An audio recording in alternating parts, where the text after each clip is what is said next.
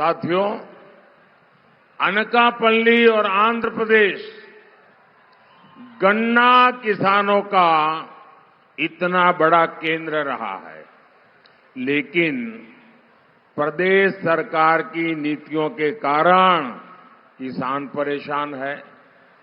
किसान गन्ना उगाना छोड़ रहे हैं।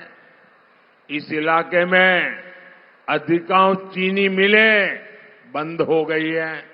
మిత్రులారా, అనకాపల్లి మరియు ఆంధ్రప్రదేశ్ చేరుకు రైతులకి చాలా పెద్ద కేంద్రంగా ఉంది. కానీ రాష్ట్ర ప్రభుత్వ విధానం వల్ల రైతులు ఆందోళన చెందుతున్నారు. రైతులు చెరుకు పంటను పండించడం మానుకుంటున్నారు. ఈ ప్రాంతంలో చాలా చక్కెర పరిశ్రమలు మూతబడ్డాయి.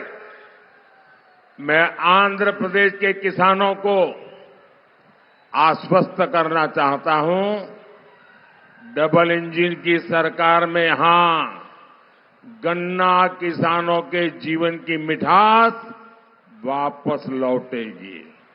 मोदी का मिशन है हमारे गन्ना किसान ऊर्जादाता भी बनेंगे। आज मोदी पेट्रोल में इथेनॉल ब्लेंडिंग बढ़वा रहा है। इससे देश में करीब 80,000 करोड़ रुपीस गन्ना किसानों को मिले हैं। इसका बहुत बड़ा लाभ गन्ना किसानों को हो रहा है।